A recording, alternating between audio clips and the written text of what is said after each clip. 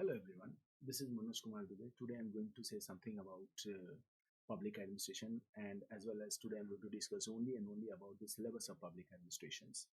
So as we all know that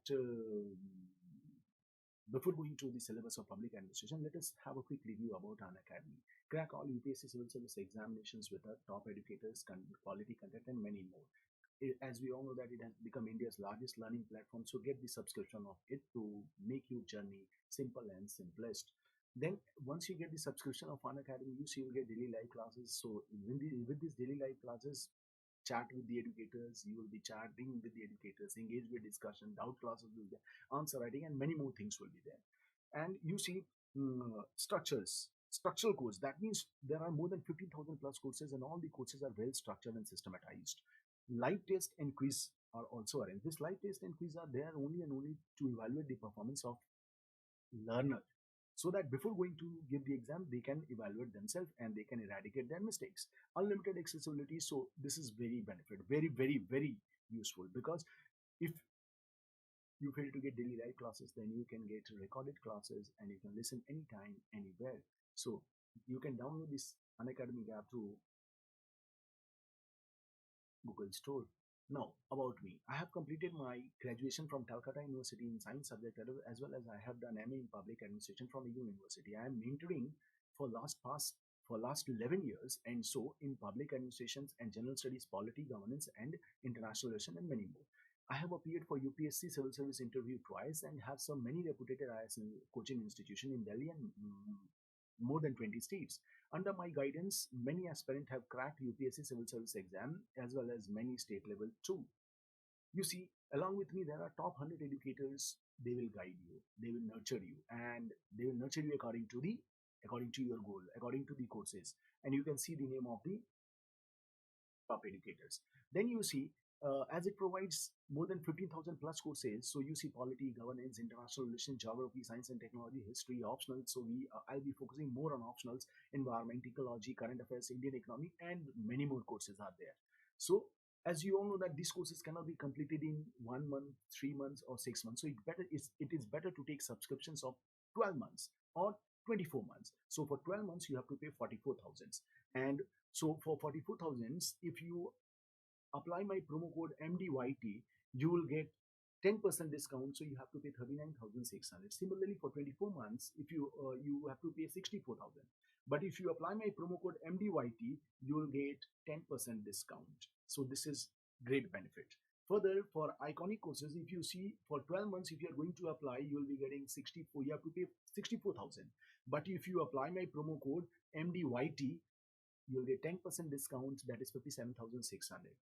Further, for 24 months, if you see 24 months 99,000, but if you apply my promo code MDYT, you'll get 10% discount and 89,100 you have to pay. But अगर आप ये पैसा एक साथ नहीं दे सकते हैं, like 57,600 एक साथ नहीं दे सकते, तो देखिए EMI you can provide with EMI, monthly will be deducted. Similarly, so is the case for 24 months. So you see, very good thing has been provided that you can get availability of each and everything with minimum cost.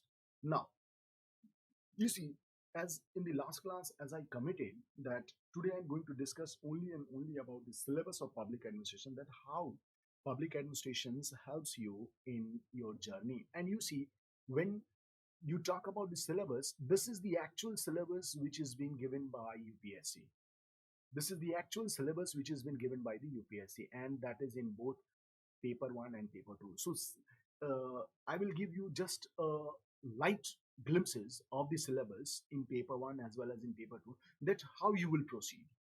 And once you proceed with this, you see your journey, you yourself will feel that your journey is becoming very simpler, and your dream comes true will be seen, that you can become IAS, IPS, or there are many allied service, because there are altogether 24 service, only 3 all India service, and rest there are all allied service. So let us talk about a very quick reviews of paper 1 syllabus of public administration, that is paper 1. And when we talk about the syllabus of public administration in paper 1, you see the first content we are getting is this, the introductions of public administration.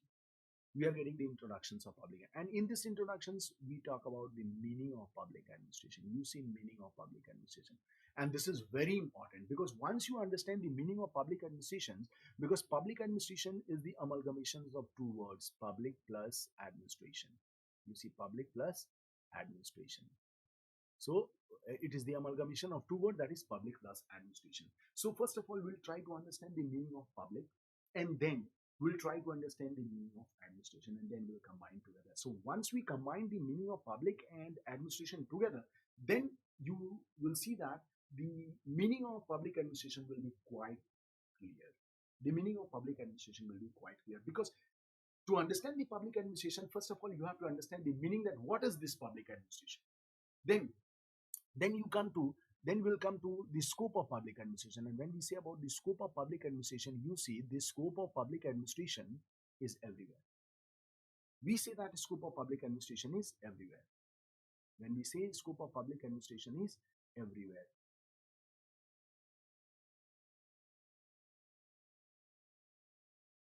why we say the scope of public administration is everywhere? Because it hardly leaves any gap.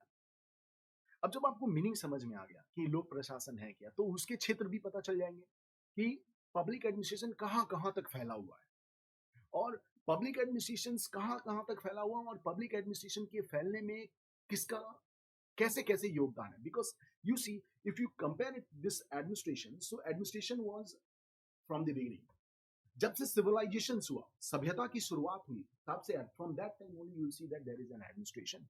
There is an administration, to be honestly speaking. There was an administration.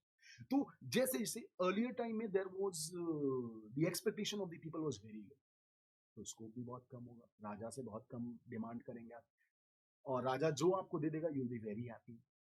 Slowly and smoothly you see the scope started increasing.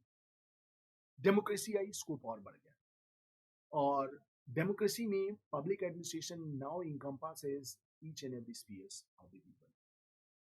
मतलब कोई ऐसा क्षेत्र नहीं है, कोई ऐसा जगह नहीं है जहां पब्लिक एडमिनिस्ट्रेशन नहीं है. So that is why scope of public administration is from cradle to grave. Cradle to grave का मतलब हो गया that is from birth to death. So you see the scope of public administration is everywhere. So this we'll discuss in detail when we'll continue our classes. So the scope of public administration is everywhere. Then you see further, you see significance of public administration. As long as we will not complete the syllabus, we will continue with the syllabus of public administration. Then we'll come to the Wilsonian views of public administration. When we talk about the Wilsonian views of public administration, so this is Woodrow Wilson. This is Woodrow Wilson. And you see why we say he is called the father of public administration. Woodrow Wilson is called the father of public administrations. Why he says that father? That is why we have to give more emphasis on Wilsonian vision of public administration, because he was the person, he first time initiated in the year 1887. In the year 1887, he wrote an essay paper in Political Science Quarterly, because earlier there was no public administrations, and public administration was a part, very small part of political science. And political science, you know, it's all about politics. And he gave more emphasis that public administration should emphasize only and only on implementation part. That is, केवल और केवल क्रियान्वयन के लिए ध्यान देगा public administration. Because ultimately, no matter how better you make a policy, but if it is not implemented wholeheartedly, you will not realize the impact of the government. कितनी भी अच्छी आप पॉलिसी क्यों ना बनाए, जब तक वो इम्प्लीमेंट नहीं होगा ग्राउंड लेवल पे, तो आप नहीं कह सकते हैं कि हाँ पब्लिक एडमिनिस्ट्रेशन या फिर जनता की रिक्वायरमेंट गवर्नमेंट कैसे सॉल्व कर रही है. इसीलिए देखिए, जब अंग्रेज, when the Britishers came to India, Lord Curzon, you know, Lord Curzon says that India may be govern from Calcutta और शिमला. यानी आप या तो कलकत्ता या तो Shimla. Shimla at that time it was a cold place. That is from, we compare Shimla to that of England. तो आप policy कहीं से भी बनाएं, बट एडमिनिस्टर्ड ऑन प्लेन. इसका मतलब कि उस पॉलिसी को इंप्लीमेंट कहाँ किया जाएगा, जमीन पर. और जब तक जमीन पर लोग उसको नहीं फील करेंगे, वो नहीं कहेंगे. That is why during the time of Britishers, we always say that the policy is not accepted. Why? Because the policy was only on paper and everything was meant for them only. वो अपने बारे में ही केवल सोचते थे, और यही वजह है कि इसके वजह से उन लोगों ने क्या किया कि पब्लिक एडमिनिस्ट्रेशन, उस दौर में एडमिनिस्ट्रेशन था बट हम लोग नेग्लेक्ट कर दिए. तो Wilsonian view, that is why he is called the father of public administration, and will be studying about the Wilson's thought कि हाँ वुडरो विल्सन ने पब्लिक एडमिनिस्ट्रेशन के बारे में क्या क्या कहा है. So after you see, after going to the Wilsonian view, we'll come to the very great topic that is called evolution of public administration. ये फर्स्ट चैप्टर बहुत इंपॉर्टेंट है, क्योंकि फर्स्ट चैप्टर अगर आपने कंप्लीट कर लिया अच्छे से, तो आप देखिए आप सारे कंपोनेंट को बहुत अच्छे से कर सकते हैं एंड इट्स प्रेजेंट स्टेटस. यानी इसका मतलब कि इवोल्यूशन ऑफ पब्लिक एडमिनिस्ट्रेशन. और अगर आप देखिए इवोल्यूशन ऑफ पब्लिक एडमिनिस्ट्रेशन, तो evolution of public administration start कहाँ से होता है? तो evolution of public administration starts from here, Wilson के एसे से 1887. इसीलिए इसको कहा जाता है डाइकोटॉमी, दैट इज पॉलिटिक्स और इवोल्यूशंस का. What is the literal meaning of evolutions? You see what is the literal meaning of evolution? Evolution literal meaning change. Change किस में लाना है? चेंज एडमिनिस्ट्रेशन में आएगा. देखिए जब एक बच्चा जन्म लेता है, when a child gets birth, you see from infant to child, child to adult, adult to old age, he pass on with this stage. So that is also called evolution. So is the case for public administration. 1887 से लेके अभी तक public administration कितने दौर से गुजरा है, that we will see. And once you understand this, you will understand everything. Because इसी चीज में evolution of public is evolution as a discipline of public administration. That means discipline का मतलब होता है यहाँ कि public administration को we are treating as a subject. Here discipline literally means subject. Here discipline literally means subject. तो उसका present status क्या है? और as I said in the last lecture itself that the administration, public administration is very important because you see public administration is everywhere. आपके interview में, प्रोबेशंस में, after probation also field में ये सारा काम करेगा. उसके बाद you see after going to this will come to new public. You see here we have new public administration. यानी कहीं ना कहीं आपको ये रियलाइज होना चाहिए कि पब्लिक एडमिनिस्ट्रेशन में प्रॉब्लम आ गई. पब्लिक एडमिनिस्ट्रेशन को लोग सोचने लगे कि पब्लिक एडमिनिस्ट्रेशन है कि नहीं, क्योंकि इवोल्यूशन में ही प्रॉब्लम आ गई. तो डिमांड किया गया कि नहीं, पब्लिक एडमिनिस्ट्रेशन है उसके जो दायरे हैं, क्षेत्र हैं, वो नया डायमेंशन ले चुका है. That is new. और न्यू के बाद अब देखिए जब हम बात करते हैं न्यू पब्लिक एडमिनिस्ट्रेशन, तो वही चीजों पब्लिक एडमिनिस्ट्रेशन वो चीजों को नई तरीके से दोहराएगा. और इसके जो न्यू पब्लिक एडमिनिस्ट्रेशन के जो थिंकर माने जाते हैं, न्यू पब्लिक एडमिनिस्ट्रेशन के थिंकर डिवाइड वाल्डो को माना जाता है.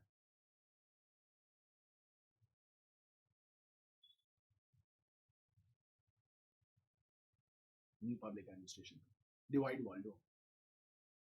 Then we come to public choice theory. अब देखिए जब हम पब्लिक चॉइस थ्योरी की बात करते हैं, पब्लिक चॉइस थ्योरी का मतलब क्या है? आपको भी पता होना चाहिए कि जब मोनोपोली किसी के एक हाथ में, एक व्यक्ति के हाथ में आ जाएगी, अथॉरिटी किसी की एक व्यक्ति के हाथ में आ जाएगी, वो डिक्टेटर का काम करेगा. और यही हुआ था कि जब नए नए में भारत में भी आप 1990 से पहले देखिए, there was monopoly was there in the hand of administration. मतलब वही सब कुछ थे. तो गुड्स एंड सर्विसेज में बहुत डिले होता. तो the people demanded for money कि यार हम लोग जो टैक्स पे कर रहे हैं, when we are paying tax we are not getting in return, we are not getting anything.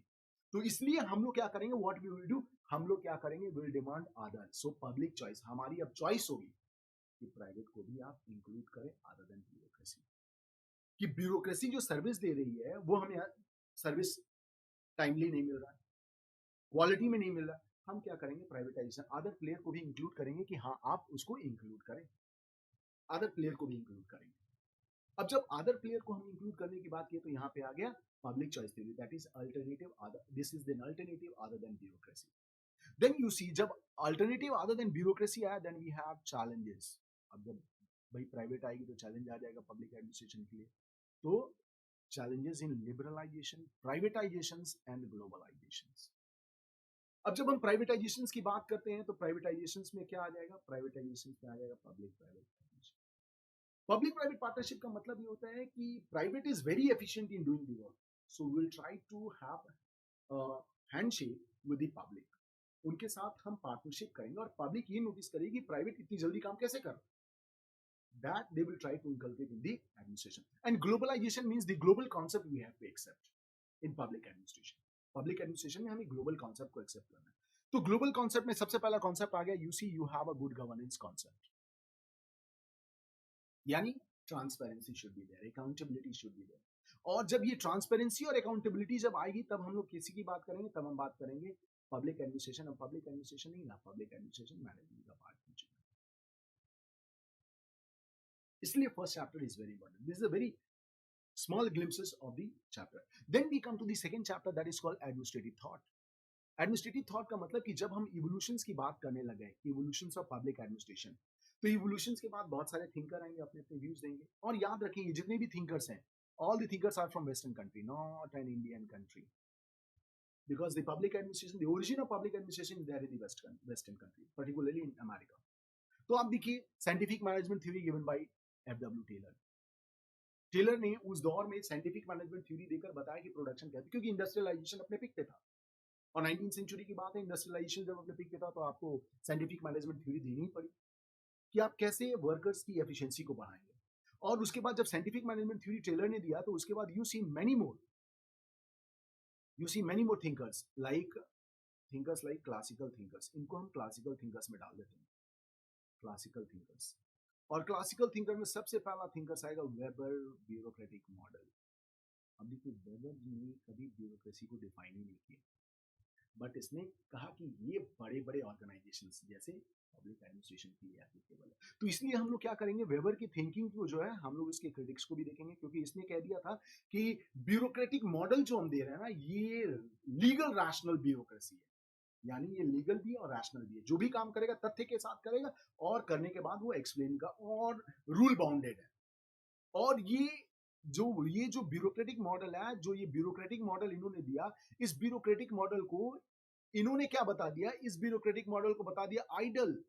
Ideal का मतलब होता है कि आदर्श, और आदर्श इस दुनिया में कोई नहीं है। No man is perfect in the world, even the theory is also not perfect. तो इसलिए क्या हुआ कि इनकी बहुत क्रिटिक्स हुई, और क्रिटिक्स होने के बाद इनकी पोस्ट वेबरियन डेवलपमेंट आया कि हाँ अब जो लीनियस डेवलपमेंट होगा वो वेबर की थ्योरी को ध्यान रखते हुए उनमें जो चेंज किया जाएगा उसको। Then we have Mary Parker Follett, ये भी क्लासिकल थिंकर्स के ब्रिज मानी जाती हैं। इन्होंने, she was the only she thinker at that time जिन्होंने थ्योरी दी थी पब्लिक एडमिनिस्ट्रेशन के बारे में, dynamic administration. Administration is dynamic, कैसे डायनामिक है दैट विल ट्राई टू सी। उसके बाद ह्यूमन रिलेशन थ्योरी, रिटन मायो, उस वक्त इन्होंने बोला कि नहीं जरूरी नहीं है कि रूल बाउंडेड हो, ह्यूमैनिटी भी काम करता है, सोशलाइजेशन भी काम करता है। Then functions of executive, formal और इनफॉर्मल दोनों ही थ्योरी को एक्सेप्ट किया। और साइमन ने इसको और आगे बढ़ाते हुए कहा कि जब दोनों थ्योरी एक हो जाएगी, फॉर्मल इनफॉर्मल, तो हम उसको कहेंगे डिसीजन मेकिंग थ्योरी, कि वी आर मेनी अल्टरनेटिव्स, और इस अल्टरनेटिव्स में हम क्या करेंगे कि एक डिसीजन लेंगे। और उसके बाद you see participative management given by Rensis Likert. Participative management का मतलब होता है कि अब हम लोग मैनेजमेंट और वर्कर दोनों एक साथ मिलकर काम करेंगे। So Likert, Argyris and McGregor has given the thought about it. Then we come to third chapter, तब हम आते हैं थर्ड चैप्टर पे। और third chapter is process technique of decision making communications. मतलब हम जो आपसे बात कर रहे हैं आपको समझ में आ रहा है, that is more important, that is called communications. Moral, आपका मोरल कैसे बूस्ट होगा, मोटिवेशन कैसे बूस्ट होगा। तो आपको पब्लिक एडमिनिस्ट्रेशन में ये बार बार बताया जाता है कि एडमिनिस्ट्रेशन का मोरल, एडमिनिस्ट्रेशन का मोटिवेशन कैसे। देखिए करप्शन कंज्यूमर के लिए एक तरह से मोरल, उनके लिए डिमोरलाइज है। अब देखिए ना कि जब आपको पता है कि आप ऑर्गेनाइजेशन में जा रहे हैं, यार वहां पैसा डिमांड करेगा, हमको करके काम कराना है, मोरल आपका खुद ही डिमोटिवेटेड हो गया।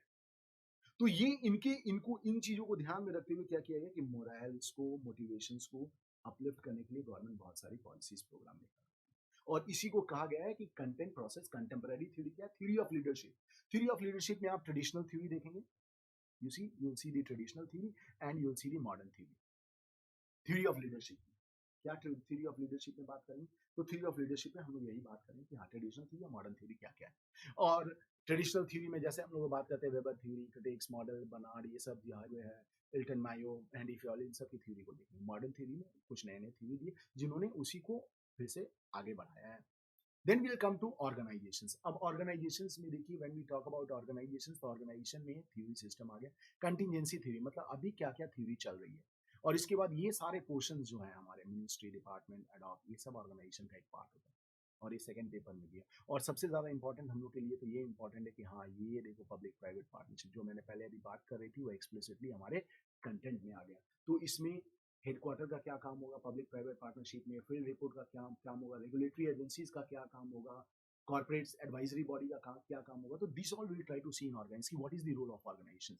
Then in the fifth chapter we'll come to know about accountability and control. इस accountability and control में we'll see the concept of accountability, that is legislature, executive, judiciaries, इन लोगों के ऊपर accountability कैसे की, इनको control कैसे किया, सिटीजन्स कैसे इनको कंट्रोल करती है, मीडिया के थ्रू, इंटरेस्ट ग्रुप के through, voluntary organisation, civil society, citizen charter, right to information, social audit, ये सब ऐसे ऐसे this full portion explicitly. If we talk about this full portion is none other than governance part.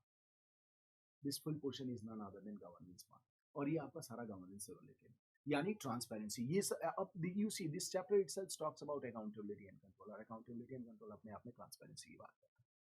तो right to information एक बहुत बड़ा weapon है transparency के लिए. Citizen charter is other than that. Civil society again you will see. Social audit informal है, बहुत important है ट्रांसपेरेंसी के लिए. तो ये सब बहुत important. Then will come to the sixth chapter, that is called administrative law. Administrative law में हम पढ़ेंगे कि डाइसी ने, जो एडमिनिस्ट्रेटिव थिंकर्स में कॉन्स्टिट्यूशन में डाइसी ने बताया था वेस्टर्न कंट्रीज में, इंग्लैंड के, कि क्या है.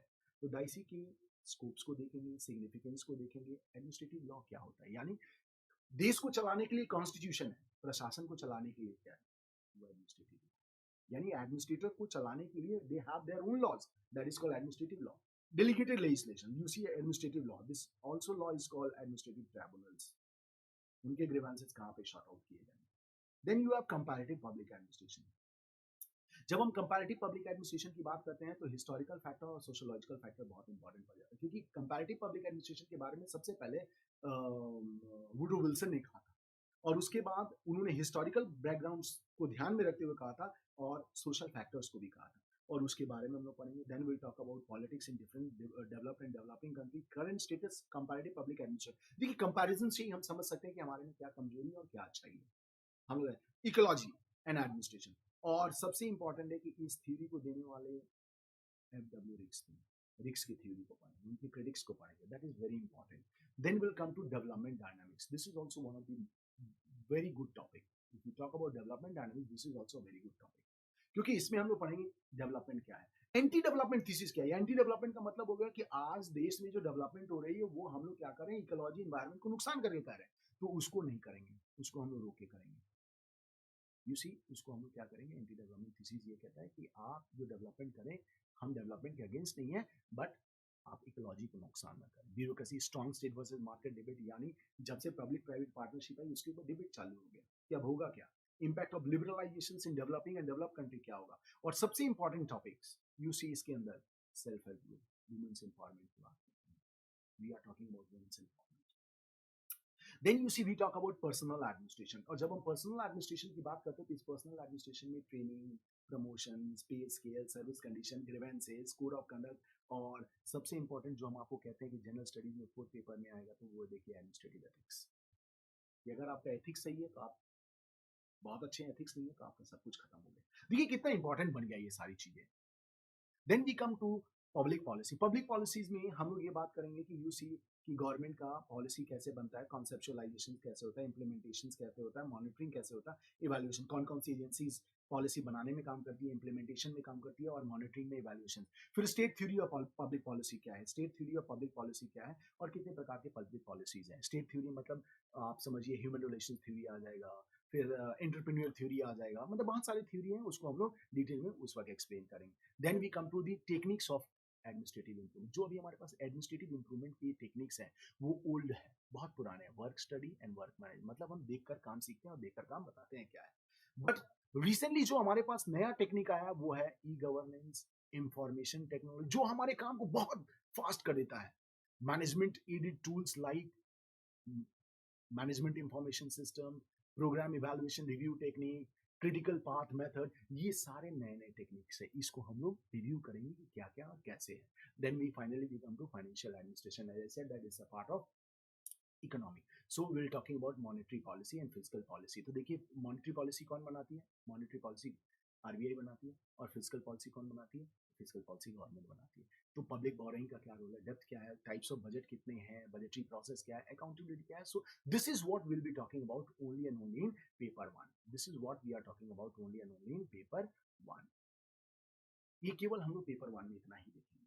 और ये बहुत इंपॉर्टेंट हो जाता है कि पेपर वन आप लोग इसको सीरियसली पढ़ें। पेपर टू कुछ भी नहीं है। पेपर टू में हम लोग केवल बात करें कि हमारा एडमिनिस्ट्रेशन का शुरुआत कैसे हुआ। जैसे हम पेपर टू की पहली टॉपिक की बात करते हैं तो evolution of public administration, evolution of Indian administration. Evolution of Indian administration में हम लोग सबसे पहले देखेंगे अर्थशास्त्र। कौटिल्य ने अर्थशास्त्र में एडमिनिस्ट्रेशन के बारे में बात की है। मुगल एडमिनिस्ट्रेशन, ब्रिटिश रूल में हम लोग ऑब्वियसली ब्रिटिश रूल के बारे में पढ़ना ही है कि ब्रिटिशर्स जो छोड़ के गई उसको हम इंडियनाइजेशन कैसे की। Indianisation of public service commission like Indian public service commission, state public service commission, revenue, revenue administration, district administration जिसको हम लोग कहते हैं डिस्ट्रिक्ट कलेक्टर। तो डिस्ट्रिक्ट एडमिनिस्ट्रेशन में वो जो छोड़ के गए हम उसको और इंडियनाइजेशन कैसे किए। सेल्फ हेल्प ग्रुप जैसे sorry local self government, local self government ये Lord Ripon has given this concept, but उसको हमने इंडियनाइजेशन कैसे की। देखिए कितना इंपॉर्टेंट है कि एडमिनिस्ट्रेशन में इन सबका रोल क्या है, उसको भी हम लोग पढ़ रहे हैं। That is too good. Then you see philosophy of Indian administration. अब हम कॉन्स्टिट्यूशन की बात करेंगे, हम अपने कॉन्स्टिट्यूशन का फिलोसफी क्या है, क्योंकि जो भी हम काम करेंगे कॉन्स्टिट्यूशन के दायरे में रहकर, संविधान के दायरे में रहकर काम करेंगे कि what we people are. That is why we are talking about constitutionalism, क्योंकि जितने भी आइडियाज हैं ये सब कॉन्स्टिट्यूशनलिज्म है। ये जो भी आइडियाज जो व्यूज दे रहे हैं इसको हम लोग कॉन्स्टिट्यूशनलिज्म कहते हैं और उसी को हम लोग संविधान में रखें। और उसके बाद ब्यूरोक्रेसी डेमोक्रेसी, ब्यूरोक्रेसी डेवलपमेंट, यानी ब्यूरोक्रेसी और डेमोक्रेसी का क्या रिलेशन है और ब्यूरोक्रेसी कैसे डेवलप कर रही है हमारे देश को। Then we come to public sector units. Public sector हमारे पास बहुत तरह के हैं, जैसे होता है departmental undertaking, then you have holding company, then you have government companies, then you have, so this is how there are many. और इनकी अकाउंटेबिलिटी क्या है, इनकी कंट्रोल कैसे होता है, इसके इसका इम्पैक्ट लिबरलाइजेशन और प्राइवेटाइजेशन पे क्या पड़ा, गवर्नमेंट क्या की है। उसके बाद आप देखिए union government, exclusively will come to the union government, यानी हम लोग बात करेंगे यूनियन गवर्नमेंट एंड एडमिनिस्ट्रेशन, यानी हम लोग एग्जीक्यूटिव की बात करेंगे, यहाँ पे हम लोग प्रेसिडेंट की बात करेंगे, then will talk about what is the role of parliament, then will talk about the judicial. इन सब के स्ट्रक्चर को देखेंगे, फंक्शन को देखेंगे और वर्क प्रोसेस को देखेंगे। यानी पेपर टू जो है पूरा हमारे जनरल स्टडीज पेपर टू से कंबाइन करता है। और उसके बाद इतना ही नहीं, इनका रिसेंट ट्रेंड देखेंगे कि central state intra governmental relation. Intra governmental relation का मतलब कि सेंट्रल स्टेट रिलेशनशिप और लोकल गवर्नमेंट का क्या relation, cabinet secretary, cabinet secretary का क्या रोल है, वो देश को चलाने में कितना। Then we come to prime minister office. बहुत बार न्यूज में सुनते होंगे कि पीएमओ पीएमओ पीएमओ, न्यूज में भी सुनते हो पीएमओ की बात किया, तो ये पीएमओ कुछ भी नहीं, ये पीएमओ प्राइम मिनिस्टर ऑफिस की बात की जा रही है। और central secretariat, minister department, board, attached office. ये अटैच्ड ऑफिस बहुत इंपॉर्टेंट है, क्यों, क्योंकि ये अटैच्ड ऑफिस इन सबसे अटैच रहता है, क्या काम करता है। Then will come to plan and priorities. ये प्लान एंड प्रायोरिटीज क्या है, here you will talk about national development council, constitutional amendment जो किया गया हमारे लोकल सेल्फ गवर्नमेंट को लेकर, उसके बारे में कि वो कैसे हमारे देश में डिसेंट्रलाइज प्लानिंग को प्रमोट करा, that is all about local self government. And then will also talk about GST, goods and services tax, यहाँ हम उसको डिटेल में पढ़ेंगे। देन जैसे हम लोग सेंट्रल गवर्नमेंट की बात की, हम लोग स्टेट गवर्नमेंट की बात करेंगे। स्टेट गवर्नमेंट में सबसे पहले हम लोग देखेंगे union state administrative relations, means centre state relationship. ये यूनियन स्टेट कह रहा है, it's better to say centre state relationship, कि central state relationship, administrative relation, legislative relation, financial relation क्या क्या है, that will try to. And what is the role of finance commission, finance commission का क्या role, that also. Then will talk about governor. जैसे centre में we have cabinet secretary, here we have the center may we have prime minister, here we have chief minister, council of minister. Center may we have cabinet secretary, here we have chief secretary. He is more powerful than that of cabinet secretary, state secretariat, and then we have director. These all things will come in detail when we'll go to second chapter. You see how important it is. Then we have come to district administration. So you see changing profile of district administration. That means before independence, what was the role of district collector, and now what is the role of district collector in combining within state and local relations, in maintenance of law and order. That we'll discuss more elaborately.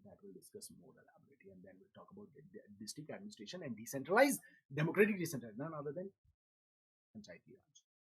Then we'll come to civil services. Again जब हम लोगों ने personal administration बात की थी, तो वही personal administration का मॉडिफाइड वर्जन है सिविल सर्विस, कि इनको क्या क्या मिलेगा, न्यूट्रलिटी है, सिविल सर्विस एक्टिविज्म है, इनके ग्रीवेंसेस को कौन दूर करेगा, code of conduct has we already discuss earlier, good governance, इनके कैसे initiative, recruitment, training, capacity, all this thing will be going to discuss. Financial management, it is also related to financial administration, कि इनको जो administration कर रहे हैं तो इनको कंट्रोल कैसे किया जाए, इनको चेक कैसे किया जाए, और इनके चेक के ऊपर क्या क्या, ये सारी techniques. Controller and auditor general of India का क्या काम है, UC controller and auditor general of, sorry, UC controller and auditor general of India क्या काम है, you see the role of controller and auditor general, that we'll try to discuss here, and how it is scrutinizing the role of government. Then we'll come to administrative reform since independence, यानी इसका मतलब ये होता है कि आजादी के बाद से हमने क्या क्या रिफॉर्म कर लिए, मेजर कंसर्न्स यानी human resource development. Major concerns में हम लोग बहुत सारे कमिटी कमीशन के रिकमेंडेशंस को देखेंगे। Recent committee and like administrative reform commission, Sarkaria commission, Madan Mohan Punchhi commission. आज़ादी जब हुई, आज़ादी के बाद हम लोगों ने क्या है, एन गोपाल स्वामी अयंगर कमेटी के रिकमेंडेशंस को थोड़ा बहुत देखें। तो अब इन सब रिकमेंडेशंस, आखिर ये सब रिकमेंडेशन इंप्लीमेंट क्यों नहीं हुआ, तो प्रॉब्लम ऑफ इंप्लीमेंटेशन में हम लोग देखेंगे क्या कारण है। All the factors related to political factors, यानी political factor is more important. Then we will talk about rural development, यानी explicitly we will talking about Panchayati Raj के। पंचायती राज के लिए आज़ादी से लेकर अभी तक क्या क्या पॉलिसी बनी है and how we are going to implement the Panchayati Raj systems and the role of 73rd amendment. Similarly, when we talk about Panchayati Raj, then we'll come to municipalities of the 74th Constitutional Amendment. And in this, most important is local debate, यानी global local debate कि centre और state में क्या हो रहा है। Then will talk about new localism कि अब ये जो अर्बन बॉडीज है इसको कितनी ज्यादा इंडिपेंडेंसी देने की जरूरत है। तो ये सारी चीजें that we will try to see in urban local bodies. Then will come to law and order. देखिए एडमिनिस्ट्रेशन में सब चीज आ जाएगी, मतलब आपको सारी चीजें, ये law and order is related to internal security, कि देश की इंटरनल सिक्योरिटी को कैसे, तो लॉ एंड ऑर्डर भी हमारा अपना नहीं है, law and order is a British legacy.